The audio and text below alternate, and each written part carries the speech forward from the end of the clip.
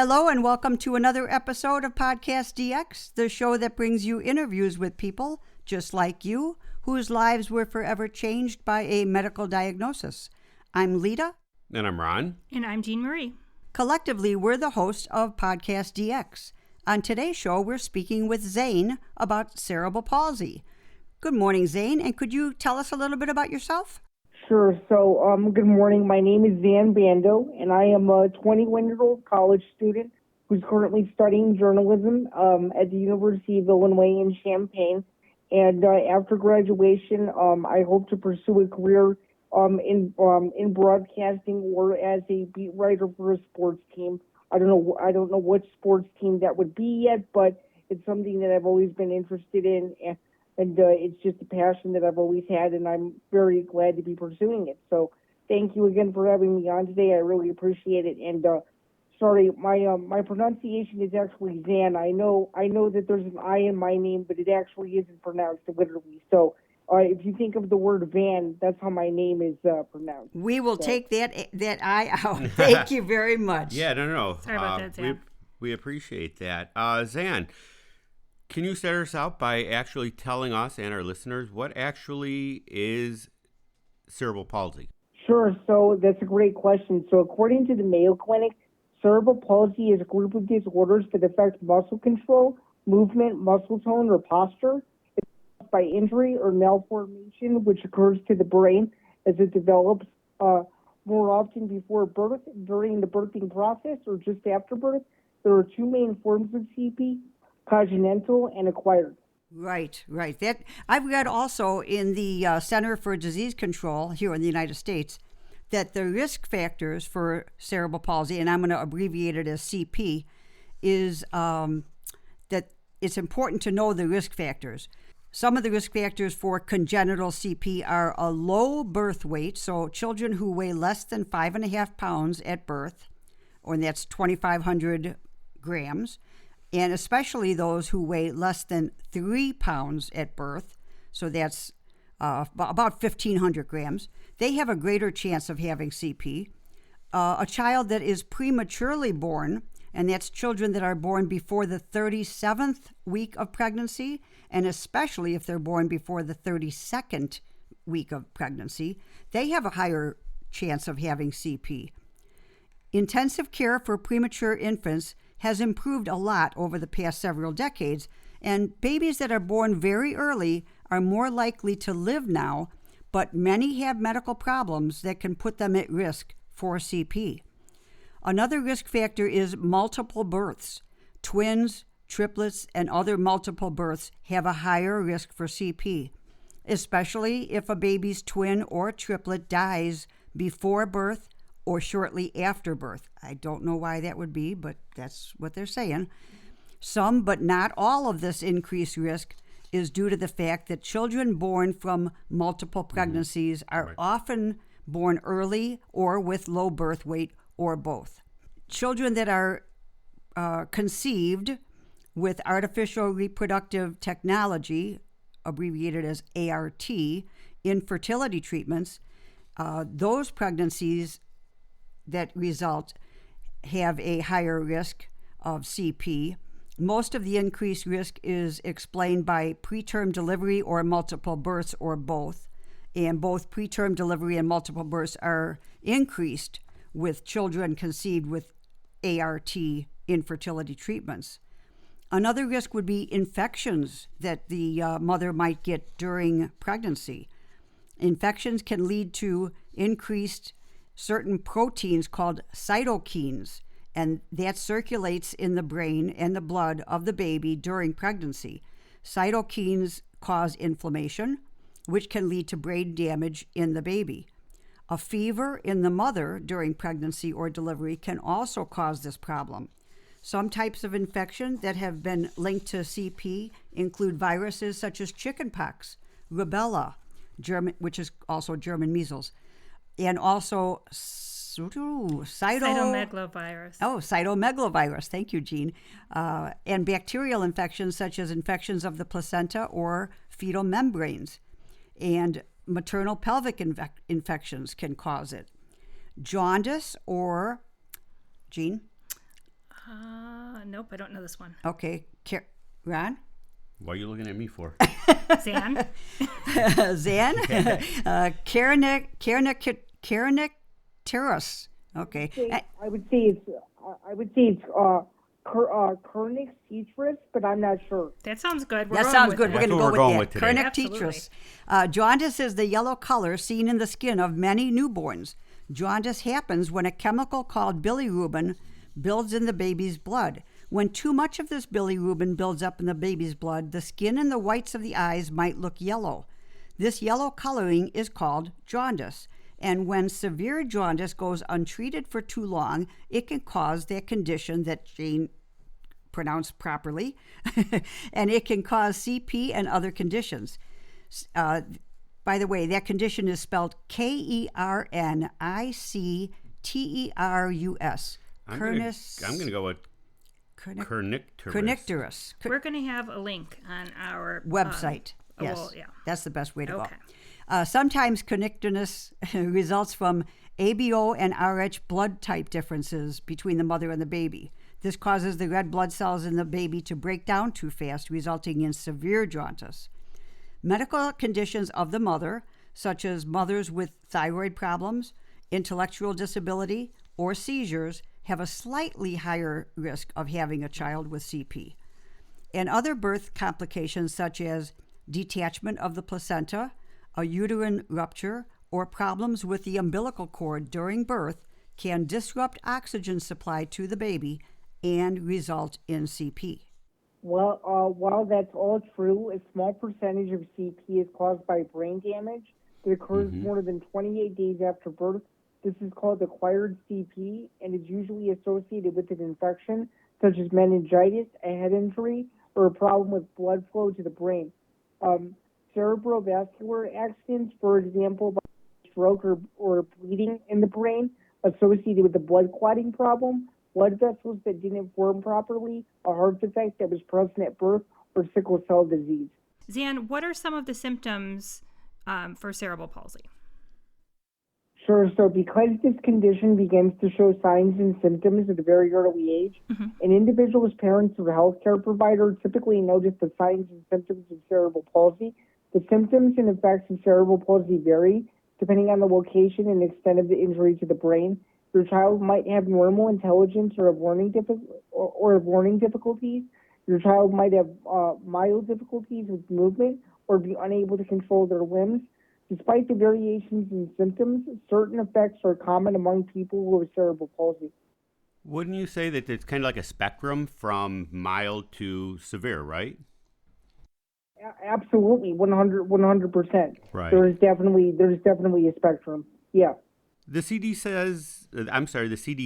says that in many cases the cause or causes of congenital CP aren't fully known, which means that currently little can be done to prevent it.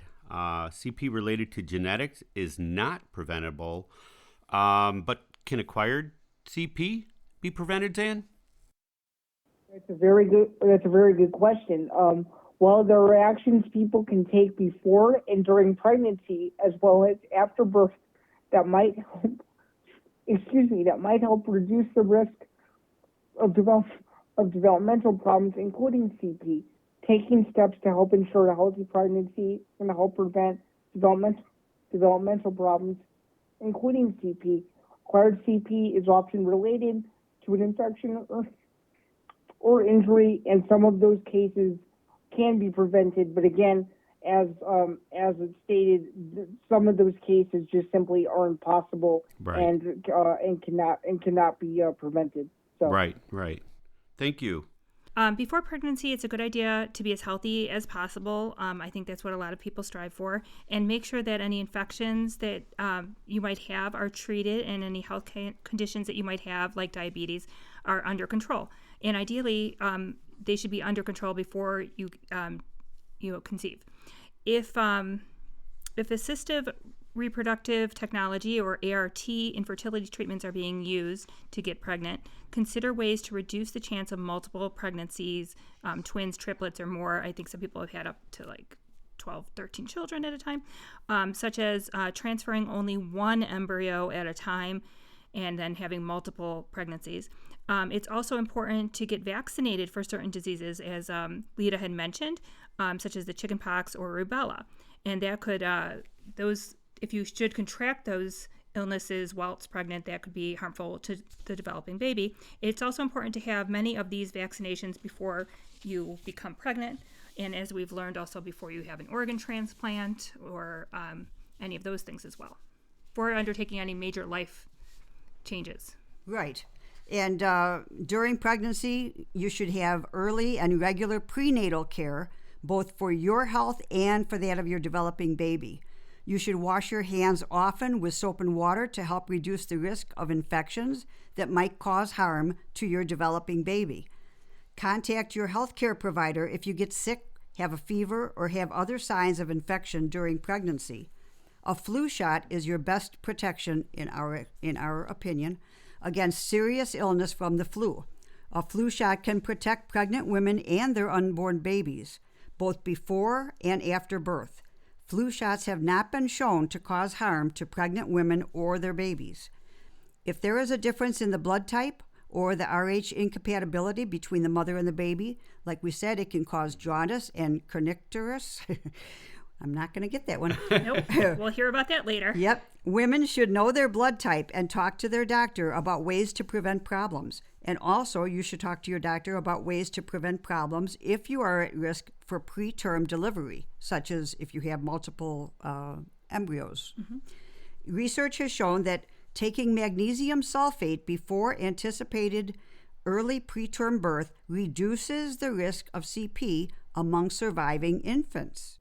And in addition to that, that also leaves reducing risks after the baby is born, because any baby can get jaundice. Jaundice that is not treated can cause brain damage.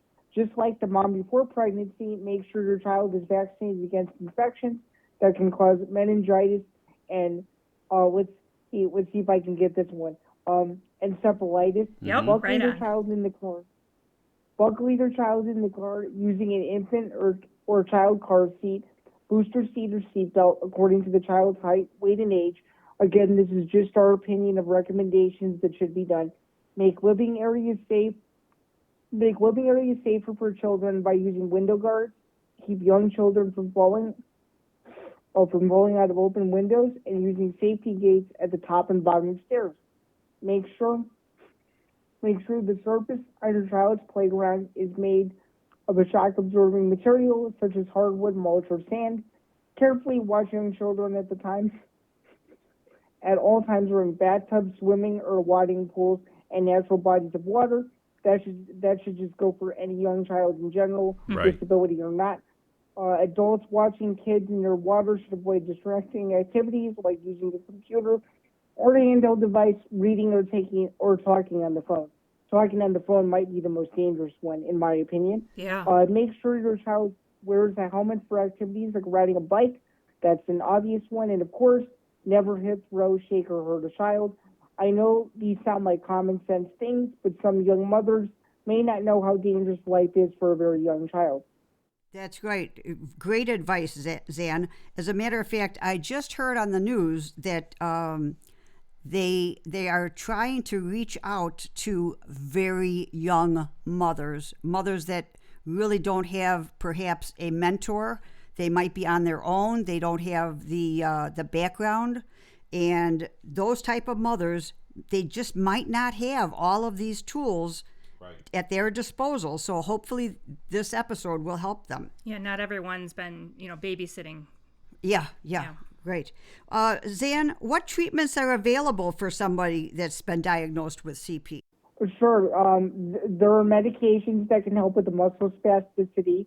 In July of this year, the FDA has approved an expanded use of Dysport to treat upper and lower limb spasticity, which I actually did not know about, including that caused by CP for patients as young as 2 years and older. Over time, CP might cause problems with muscles, bones, and joints, and your child might need surgery to address these issues or concerns. Right. Zan, what tips do you have for someone whose child has recently been diagnosed with CP? While there's still an ongoing education process to be had to be had. Just from my own personal experience, I would not recommend panicking. If you can find the right resources available to parents out there today, then from when I was born 21 years ago, then I think that that's key just because the world has evolved so much in that time. I'd say having a trustworthy doctor and focusing on the things that the child can do is a key to begin a positive outlook on life, for sure. Right. That's great advice. And what have you found to be the most common misconception about CP? I've noticed that a lot of people think that that people who are born with CP are born in exactly the same way. So I would say every person born with it. So I would say the biggest misconception that people have is every person born with it has the same journey of life, while in actuality, people learn to live with the condition and focus on the things they can control. I like this kid. Yep. He's got a good future ahead of him. He's got as a good journalist. outlook Yes. too. I mean, that's exactly. We focus on what we can do, not what is difficult or what we can't do. Right. So I love the way you view that, your outlook. Zain, how about your friends and family? What kind of role have they played in your life? And do you have any other support systems that you found to be helpful? Yes. Thankfully, I have a good support system, both with friends and family. They've been extremely supportive in all of my endeavors. Anything from me scuba diving over a decade ago to participating in athletics as a social media manager in high school for the football and basketball teams. They've always been there. I also think that surrounding yourself with positive people will only make life more fun. And I've also recognized that focusing on your inner self with motivation, working out, meditation, any of those things is also a good way to reset and focus on your whole self too. Because at the end of the day, what's inside you, in my opinion, is most important. So that's fantastic. And I have a question. You are a Downers Grove North grad, is that correct? I sure am. Absolutely. Okay. We have my Lita's 3 grandsons all went to Downers Grove North too. So you guys are all in good company. All alums, yes. Yeah, all alums. I have a question. So what first interested you in journalism, and then what drew you specifically to sports journalism? Because I hear we actually read some of your articles from Downers Grove North, and I'm just curious, what first inspired that? Do you have like a favorite journalist?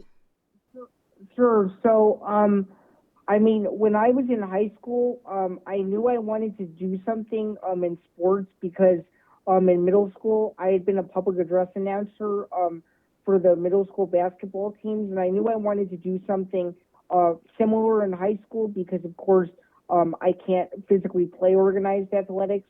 And when I was a junior in high school, I took an intro to journalism class, and thankfully the teacher, who's actually the current head softball coach there, was really big into sports and kind of drew me into the entire industry. Okay. And I took in all of his knowledge, and I just knew that that's the path I wanted to pursue myself on.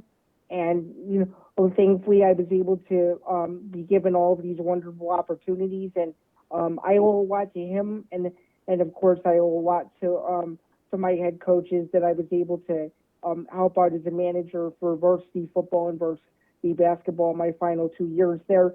And North is a place that's always going to be with me for a very long time, and I'm always going to consider Downers Grove home. So it's been a wonderful experience and a very good question. That's great. That is great. I have another follow-up. I'm sorry. Well, I'm going to follow up to your follow-up Okay. to her follow-up. All right.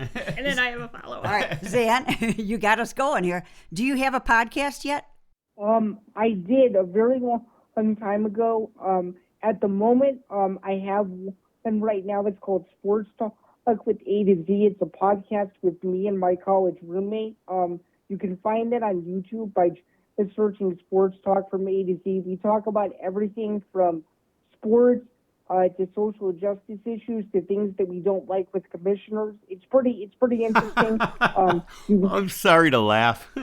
Yeah, there's a lot packed into it. We have about like 17 episodes or so. That's great. We took a break from it for a little bit, but we're hoping to start it up again in the next couple of weeks because we really like doing it. And I'm also a freelance writer for unsighted.com. I cover Illini athletics and mixed martial arts, so anything from the UFC, Bellator, and numerous other MMA organizations. I write about them as well. So I'm around kind of in a couple of different media spaces, and I'm pretty easy to reach to, and we'll get to that near the end of the episode. Right. I just just wanted to let you guys- you're just the way you're carrying us through this episode. I wish you were running our podcast. Yeah, me too.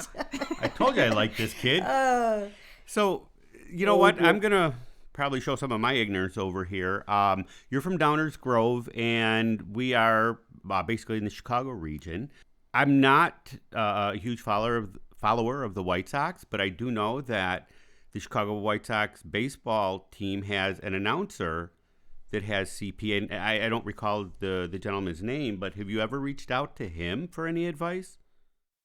It's a very good question. His name is Jason Benetti. He's a wonderful announcer. Unfortunately, I've tried reaching out to him multiple times, but you guys may not know this. He's a very, very busy person. Not only does he do White Sox baseball, he does college football and various big-time college basketball games through the winter months. I've tried a couple of times. Things just haven't worked out, but I'm very hopeful that we can cross paths again and someday, because he does have the same disability I do, and he does tremendous work, and he's just somebody that I think a lot of people in the sports industry should continue to look up to, because he's going to be the next generation of people that are going to be coming through the pipeline. So thank you again for mentioning that. Yes, I am very well aware of who Jason Benetti is. Okay, cool. And then I have another question. Actually, I had several questions, Poor but Zan. I'll try to limit it. Poor I'm so Zan. sorry. He's like, aren't these people done yet? So, Zain, what has it been like at the university with COVID and everything, and how has learning changed? I mean, it's been interesting. I actually decided to stay home for the semester because of COVID, but Sure. I think overall the university has done a tremendous job with their revolutionary saliva test. They've been able to make it through the entire semester, and I'm looking forward to going back in the spring and just seeing what a COVID semester is going to be like, because I think we're going to be with this virus for a little bit. And yeah, I think it's just one of those things that where we kind of all have to get through it and stay positive. And again, like kind of the theme of this episode has been, we need to control what we can control at this point. And yeah, absolutely. Okay. Speaking of control, I'm going to take control of the mics right now. I'm going to cut off Gene and Lita. We're going to wrap this up, and we do appreciate your time. But one thing I did want to talk about, I think somebody earlier mentioned something about water or dive heart. But I know you've been with an organization called Dive Heart that does scuba diving for children, adults, and veterans with disabilities. But is it more than just jumping in the water or breathing underwater? How much more does that affect you doing that sport? Oh, I mean, that's a great question. First off, they've always been a tremendous organization. They gave me, they give people opportunities where they don't feel like they have kind of an avenue to go through, and that's one of the things that I felt when I was younger when I did it. So the freedom of movement underwater is one of the most satisfying things you could ever have. I think scuba is less about the act of getting underwater and feeling relaxed, and more about all of the prep stuff, the teamwork, the communication associated with being able to work with a group of experienced divers, being able to learn all of the different equipment, kind of what the rules and regulations are, and just being with people who are going to be there that are going to be able to support you as you kind of feel the freedom underneath the water. And for some, it's an exhilarating feeling because when they're out of the water, they either don't feel that movement or sensation, or it's very difficult for them. So that's something that I've noticed. Just simply doing the sport and being a part of it for as long as I was. That's great. That's absolutely great. Thank you. Thanks so much for that. And Zain, how can our listeners learn more about you? You were talking about how you have there's sports talk tips from A to Z on YouTube. Do you have any other social media accounts? Oh yeah, you can find me everywhere on all of the major social media platforms, from Instagram, Twitter, and Snapchat. My handle is at ZainBando99. That's ZainBando99. You can follow me on all of those. My DMs are always open. If anyone would like to talk, I'm always active on all those all the time. I'm actually a huge social media junkie, so you can find me. You can find me anywhere. So we want to put him in charge of the podcast Yes. and our social and media. our social media, yes. And my archery website. Right. We're going to get you going. You're going to be busier than Jason. Thank you. Thank you so much for joining us today, Zan. We really appreciate it. Oh, you're welcome. Thank you guys for having me on again. I was really happy that we were able to do this. And, I think you guys are continuing to do a good job of giving another platform for people to listen to before they can go out and make their own decisions on what's best for them medically. So kudos to you guys for that. And thank you again. You guys did a tremendous job and kept me entertained the whole time, so thank you. We're nothing if not entertaining. Oh, yeah. We don't charge extra. If you have any questions or comments related to today's show, you could drop us a line at podcastdx@yahoo.com, through our website, podcastdx.com, on Facebook, Twitter, Pinterest, or Instagram. And if you have a moment to spare, please give us a 5-star review wherever you get your podcast. As always, please keep in mind that this podcast is not intended to be a substitute for professional medical advice, diagnosis, or treatment. Always seek the advice of your physician or other qualified healthcare provider with any questions you may have regarding a medical condition or treatment, and before undertaking a new healthcare regime, and never disregard professional medical advice or delay in seeking it because of something you've heard on this podcast. Till next week.